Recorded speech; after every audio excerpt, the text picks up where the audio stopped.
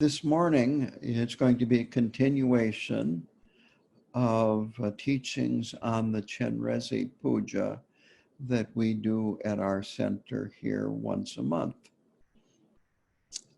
We finished up with, on last time, with the building the visualization of Chenrezik, his celestial palace, and then having the visualization of Chenrezik invite the actual wisdom deities from Potala Palace in Dewa Chen, and the real wisdom deity of Chenrezik and his retinue come with Buddhas and Bodhisattvas, and they dissolve into this self-visualization as Chenrezik.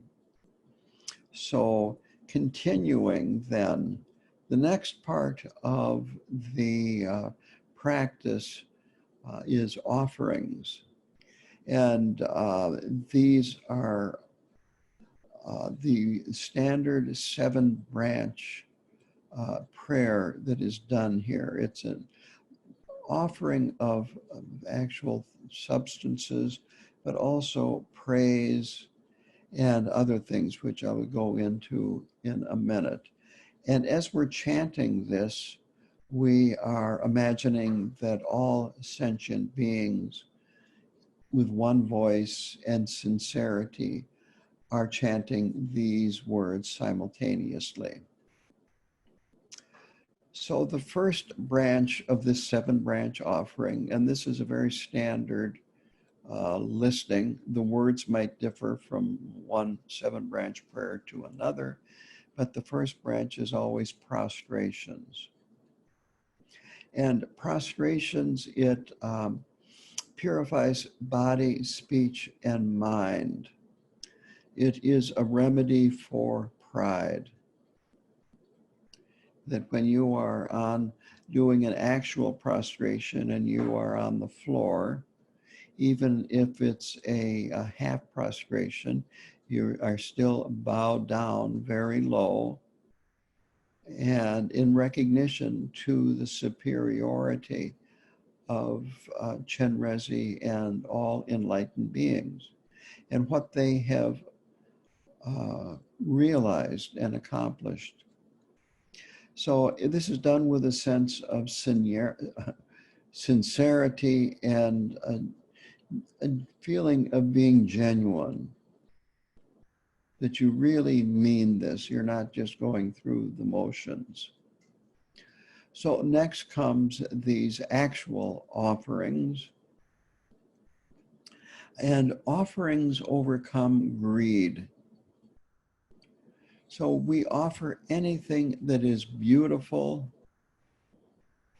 and real or imagined. It doesn't matter. In this case, we will have, if we're doing it in a shrine room, real offerings on the shrine.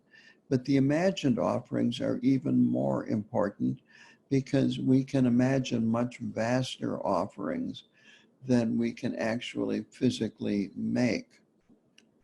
So the offering substances are things like flowers, fragrance, incense, light, food, music, and so forth. And we can be, again, very creative in these offerings. Flowers could be any type of flower. Rinpoche once talked about actually offering all the greenery that exists in the universe as a flower offering. The same thing with fragrance. There are huge numbers of pleasant fragrances that exist in the human world, and in the God realms there are more. A light offering, it could be the light of the moon, the stars, sunlight, an electric light, a lamp which would be on the shrine, any kind of light. The light from your cell phone when you've got your flashlight app on. and so forth. And it's the same way for food, music, that there are vast offerings that we can make with our mind. And the greater the offering, the greater the accumulation of merit. So this overcomes greed and it accumulates merit. All of these branches accumulate merit. The third branch is the confession, which includes sincere repentance. This overcomes anger.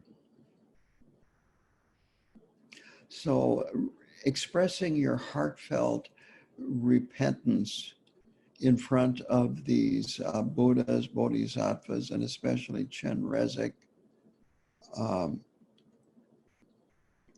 it is actually confessing any non-virtue that we have done, any actions of body, speech, and mind that have been non-virtuous.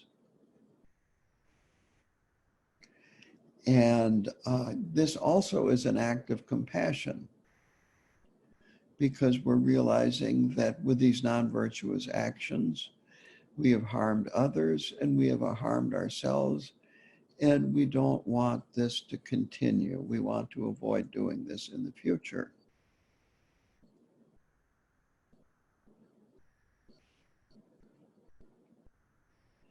And it is through sincere repentance that the negative karma accumulated from non-virtuous actions can be removed, and we can actually travel towards enlightenment. The fourth branch is rejoicing in the good fortune and merit of others. This is the remedy for jealousy. So we rejoice in the virtuous actions of other people and wish that they may continue to do so.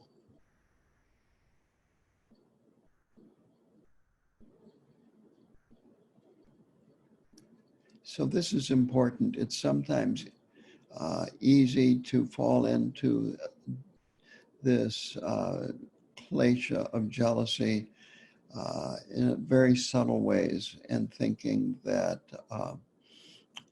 you wish that you had done what somebody else had done, whether it be making a wonderful offering or done something else that was virtuous.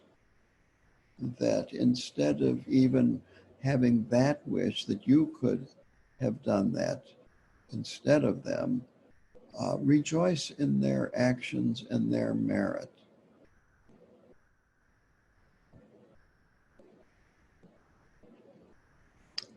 The fifth branch is the request to turn the wheel of Dharma. And in this case, what this means is to give teachings.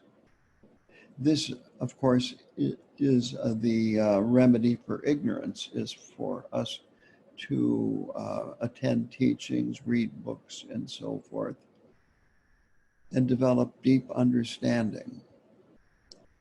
So enlightened beings teach according to the capacity of all beings.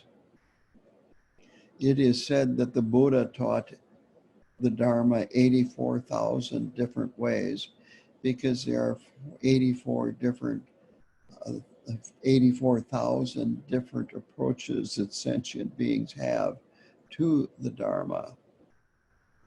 So we're requesting that the Dharma be taught according to the capabilities, the aptitudes, the motivations of sentient beings. And it is not just for the human realm. And Rinpoche has said it's very important that these requests to teach be made, that Buddhas don't just teach, that they need to be requested. And if they are not If they find that there is not an eager audience to receive the teachings that are requesting the teachings, they will go to another realm and teach where there will be students. And this requesting for the teachings accumulates an immeasurable amount of merit. So it's very important to do. The next one, or the sixth one, is requesting the Buddhas and Bodhisattvas to not leave. That earnestly request that they stay and continually benefit.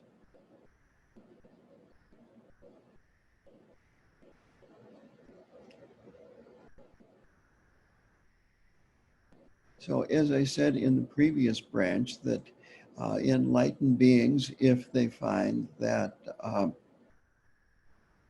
there is no interest in what they are doing, their Buddha activity, they will go to another realm where they can be of more benefit.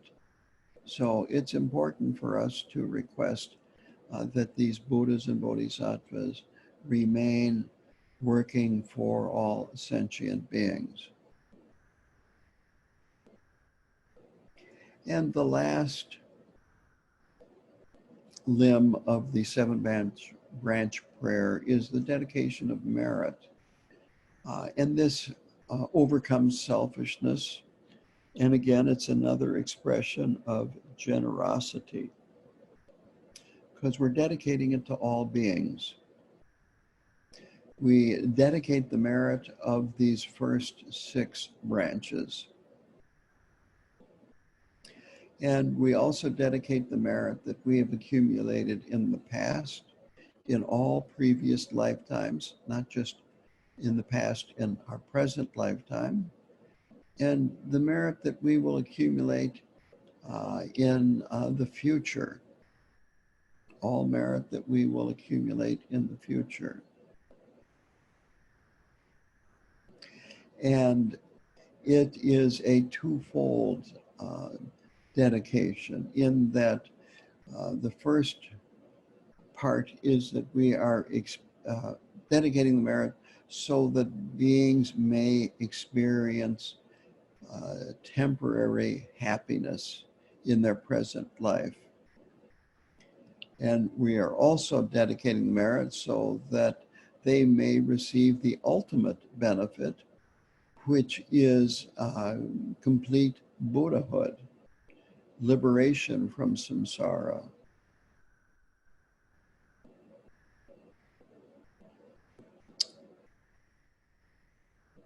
The next section of the chant is a supplication to Chenrezik, that we go through the qualities of why he is capable of helping. And we go through the different realms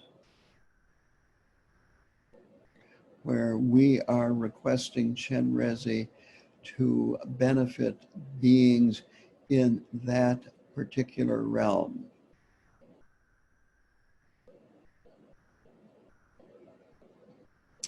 And so it will list the sufferings of the beings in those particular realms and the habitual patterns and tendencies that cause them.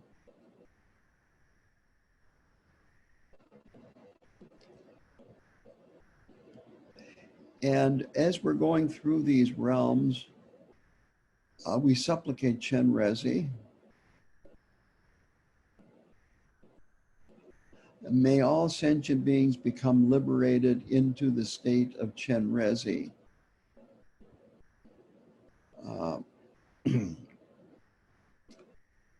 Or another bodhisattva. Usually it says specifically being reborn in the Potala palace, which is Chenrezik's celestial palace, or in Dewa Chen, which is Amitabha's pure realm, and that is where the Potala palace is located. So we're basically asking and requesting Chenrezi to liberate these beings and achieve the state of Chenrezi.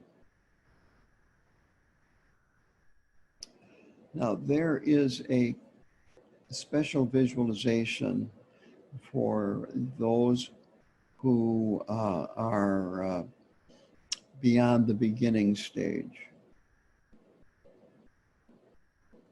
And that is that from the Kri in his heart, and now again, he is sitting above our heads. We are not Chenrezi at this point in time.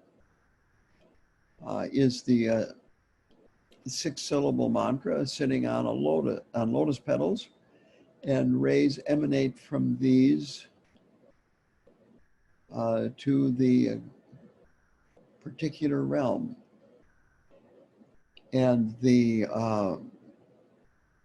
syllables in the mantra are related to the different realms. Om, for instance, is related to the God realm. And when it radiates light then to that realm, it is transformed into Amitabha's Buddha field. And all beings in that realm are now Chenrezi. This is called sacred outlook. We're seeing all beings as they actually are, not in their confused relative manner of appearance. And then all activities in that realm are enlightened wisdom. So the first realm that is mentioned is the hell realm. And there are a lot of different hell realms in Tibetan Buddhism. There are hot hell realms and there are cold hell realms. It really helps to first see these realms as psychological states that we human beings go through and visit during our daily lives. So the hell realm is created by anger and aggression. When you are overcome with anger and aggression, you are experiencing the hell realm. And what that means is that you see threats all around. You can't trust people to be your friends. They could easily be your enemies. They could be plotting. They could be being sarcastic when they say nice things to you. You just don't know and you don't trust people. You're just angry. The anger has taken over you. And when you're angry, you can't enjoy things. So the hot hell experience is that it's like hot anger. Your face gets red, your emotions get hot, fiery, and you make outbursts all the time. You just can't control it. The cold hell experience is you control it. I don't get mad, I get even kind of control. You're still boiling hot on the inside, but you feel that you have to wait until the right moment to get even and to get mad and so forth. And so you hold it all in, stewing, and you might say ruining your day or your week or your life, depending upon how long you dwell in these anger emotions. The cold hell is, I think it's not appreciated as much, because a lot of times this kind of anger is considered good. And actually sometimes just hot anger is considered good. It's not.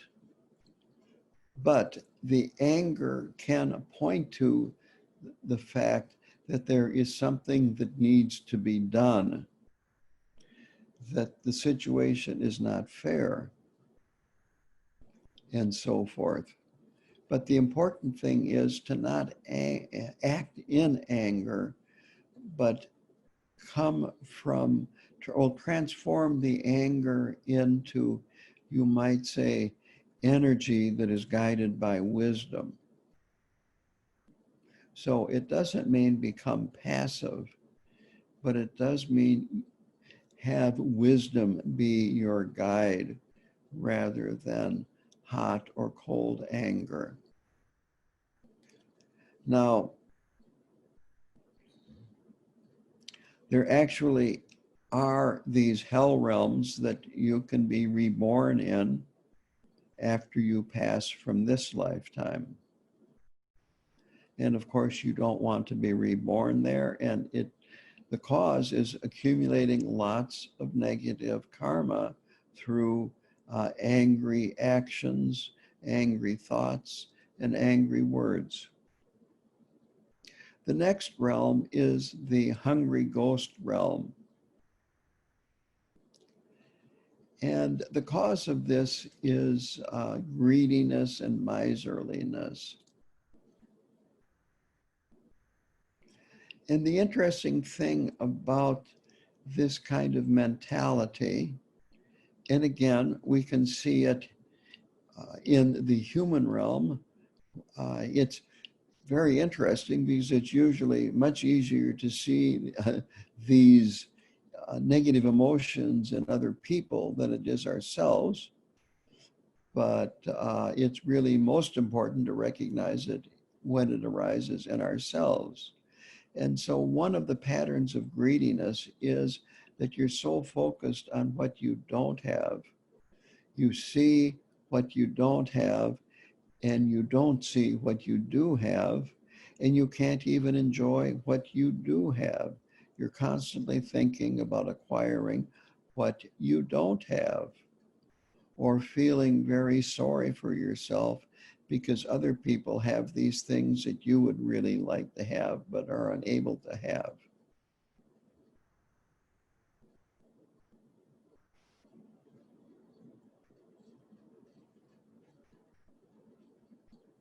Collectors can be a bit like that. Occasionally you will see on the news or on the internet where somebody, they came in and they took all their pets, where they had over 100 cats living in the house.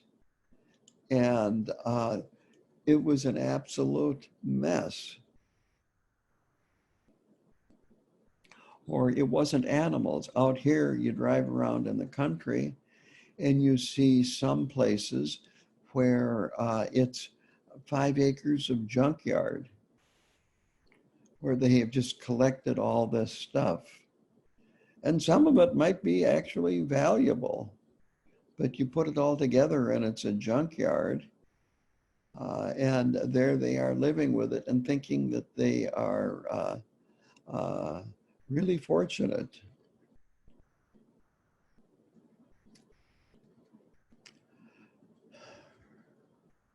So these are hoarders that we're talking about here. And when you die, if you have accumulated enough negative karma from greed and hoarding and so forth, then you will be reborn in a realm where you cannot find what you are looking for. You will not be able to find enough food. You will not be able to find enough water and so forth, and will be suffering from deprivation. The next is the animal realm. And that is a realm that the karma is closest to ours, and so we are aware of animals. And the main cause of being in the animal realm is ignorance, indifference, denial, and so forth. And again, we can experience the animal realm in our own lives.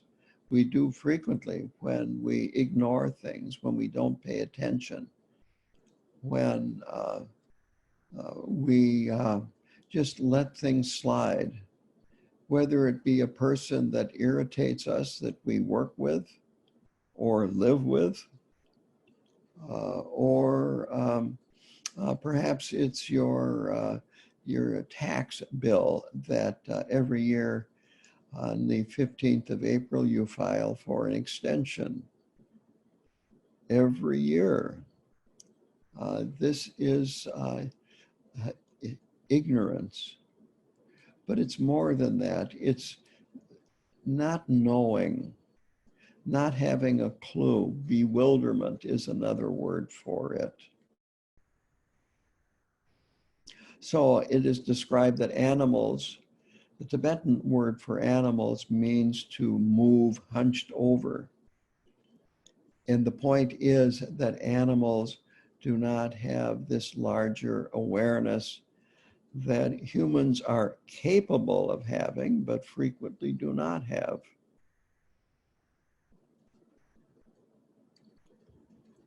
So it's being able to see the bigger picture, you might say.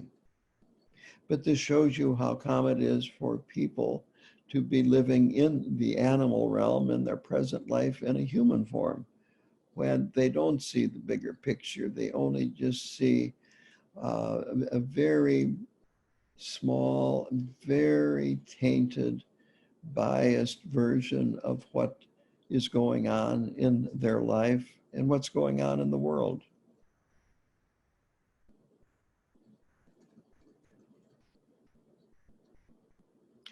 The next realm is the human realm. And what causes rebirth in the human realm is a combination of virtue and non-virtue. If we're talking about a psychological state, it is frequently called the main emotion is the poverty mentality, unsatisfied, dissatisfied. I would say advertising is an excellent example of this, that the advertising that is produced is trying to convince us that we would be happier if we would buy their product, use their product, whatever it is, whether it be a deodorant, a food, a car, clothing, a financial advisor, whatever, that we would be feel better, be happier, be more satisfied. But no matter what we have, ultimately we are unsatisfied, and as a result are suffering. The Buddha talked about the suffering of birth, old age, sickness, and death. Birth is considered suffering because A, it is painful, and secondly, once being born, even as a human being, it means that you will die. And then, of course, on the way to death, we get sick. The pandemic is an excellent example of this. We don't have control of sickness. And then if you live long enough, there is old age. And old age uh, is actually a little different than my um,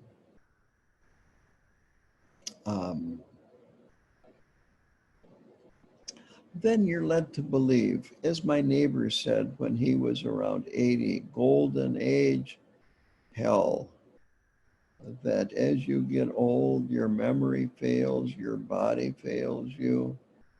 Um, you can't get around like you used to. You might lose control of your bladder or even your bowels, your eyes, and so on and so forth. The body just deteriorates, and it's quite difficult. I remember my grandmother in her late 80s when I would visit her and have an overnight stay. She would tell me on her way to her bedroom, I hope I die tonight, that she had had enough. She lived to 91 and she did not die in her sleep. Then on top of that, there are other types of suffering that the Buddha talked about. First of all, we meet what we don't want to meet. We're always encountering things that we consider are unfavorable, that we would like to get away from, and we can't. The second is that what we do want to meet and accumulate, we usually can't. And if we do, it's never enough. You save $1,000 and then you want 10,000. You save 10,000 and you want 100,000. You save 100,000 and then you want 1,000,000, and so on, until you've got, if you're really ambitious, you've got $1 billion and you still want more.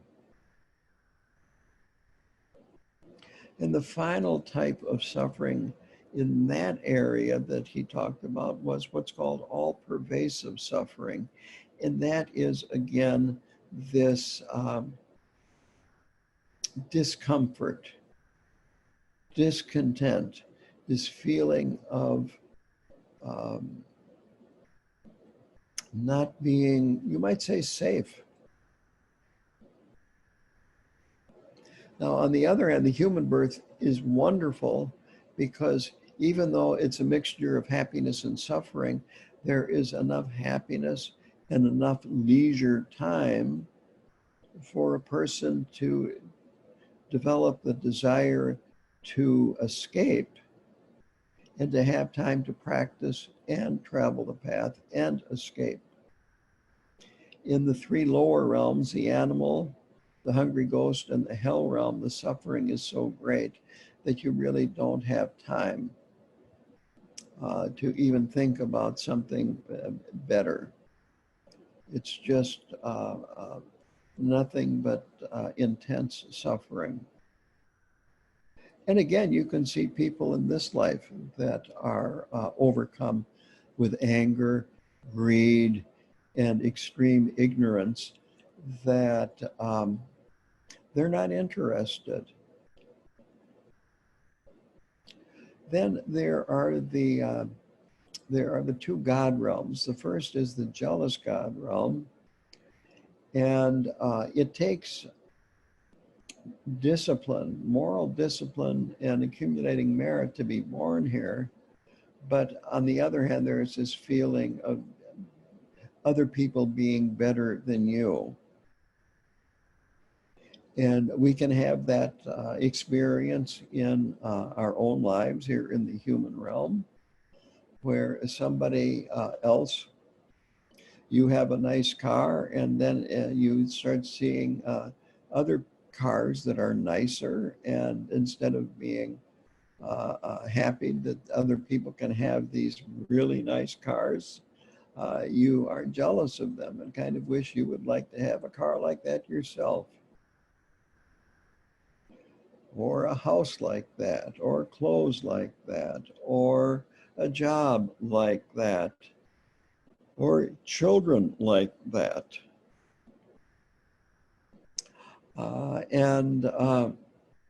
So in the God realm, the jealous God realm, it's filled with lots of pleasure, lots of wealth, and so on and so forth. But the jealous gods are not happy because they see in the full God realm there are beings that have more power, more wealth, more happiness, and so forth than they have. And so they are constantly jealous and even causing strife and warfare with the full gods. And again, you can see this in people. In the full God realm, the emotion that causes rebirth there is pride. And it does require having moral discipline in the previous life to be reborn there, and meditative stability, but there is pride. And so both the full gods and the jealous gods, they do have long lives, but they do die, and they realize before they die that they are going to die, and they see that they will be reborn in a lower realm. They have the ability to look into the future, and they see where they will be reborn, and this is the main suffering of the full God realm. The main suffering of the jealous God is this strife with the full gods. So these are the realms, and we experience, we can, as I said, experience all of these. It seems like in our own individual lives, if we look closely and kind of keep track, we'll find that we tend to dwell with one of those emotions, whether it be anger. Attachment is in the human realm, this desire, this desire to have more. This is a human characteristic of the human realm, this discontent, this dissatisfaction that no matter what you have, you still don't have enough. Sometimes it's called a poverty mentality. But so sometimes some people spend most of their time with the poverty mentality, others anger, some denial and indifference, some greed, jealousy, pride. But what happens is that usually a person spends the bulk of their time with one of these negative emotions, and then they visit another one frequently, and then the others they can experience, but not as frequently.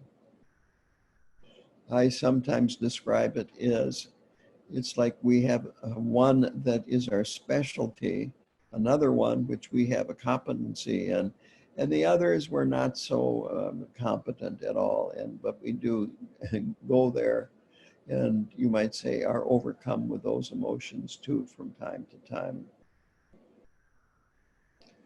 So we go through these different realms, listing their the emotion that causes one to be reborn there, the kind of suffering that they have, and then this aspiration that they are reborn in a pure realm.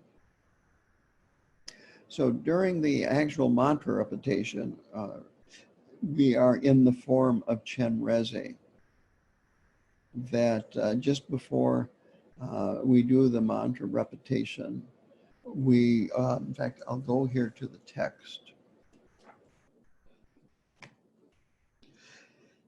Having prayed like this one pointedly, light rays radiating from noble Chenrezik purify the appearances of delusion. The outer world of the environment becomes the pure land of bliss, the body, speech, and mind of beings. The inner world becomes the body, speech, and mind of Chenrezik. All appearances in sound and awareness are inseparable from emptiness.